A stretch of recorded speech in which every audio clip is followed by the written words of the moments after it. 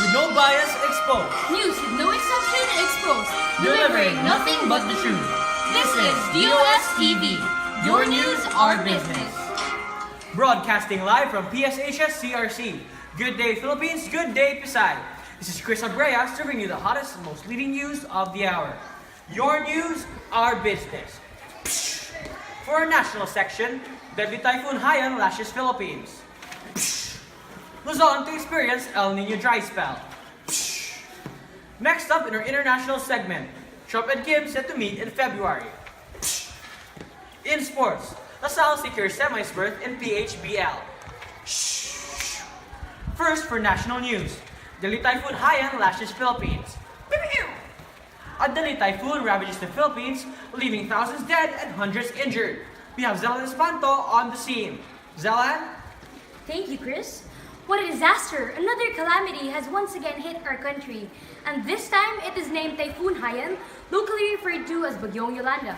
The said typhoon has shown no mercy while taking out lives and wiping out cities, and the aftermath of Yolanda is terrifying, and the debris of fallen houses, properties, and lots of other trees are scattered everywhere. Not only that, but the dead bodies are also exposed to the air and to the survivors.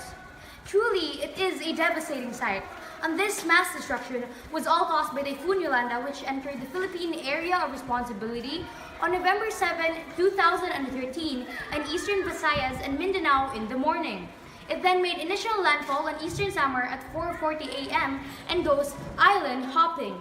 The typhoon finally exits the country in the afternoon of November 9 and heads toward Vietnam and South China, but leaves a massive trail of death and destruction in various parts of the country.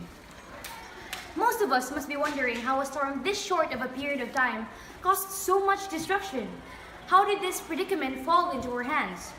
The main highlight of this mass damage was the storm surge, also called storm flood or storm tide, which is caused by the phenomenon of rising water commonly associated with low pressure weather systems, and the severity of the said surge is affected by the shallowness and orientation of the water body relative to storm path, as well as the timing of tides.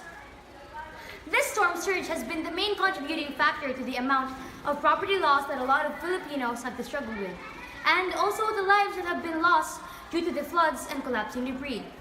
Most heavily affected by this natural disaster are those living in coastal regions and estuaries. Back to you, Cris. Next up in our weather forecast is a report on the El Niño that northern Mindanao is currently coping against this November 2013. We have Jezreel Banagan on the other end of the line, reporting in Butuan City, Agusan del Norte on the status quo.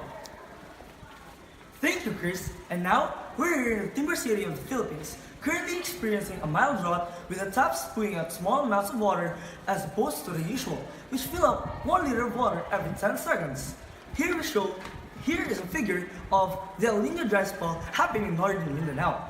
But not only fill it up after 10 minutes, this predicament has been the cause for citizens of the city scrambling around the province to places like Cabadbaran and Buena Vista. It is also very hot in this area, and it forces us to bear with the heat while going about our everyday lives. The farmers have the short end of the stick here. The heat affects the crops they grow by evaporating all the water needed for the crops to grow.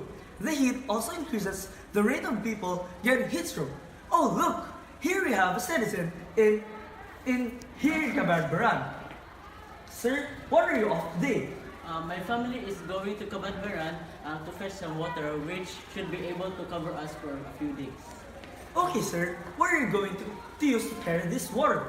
Well, at this point, we are using anything that can hold water, and we use gallon containers because they are lightly efficient at collecting water from hoses.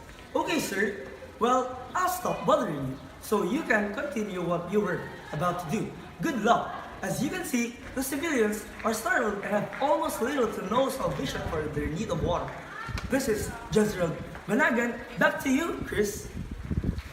Thank you, Jezreel. And that's it for today. I am Cris Abrea from DOS TV, where when the facts don't fit the theory, change the facts. Good morning.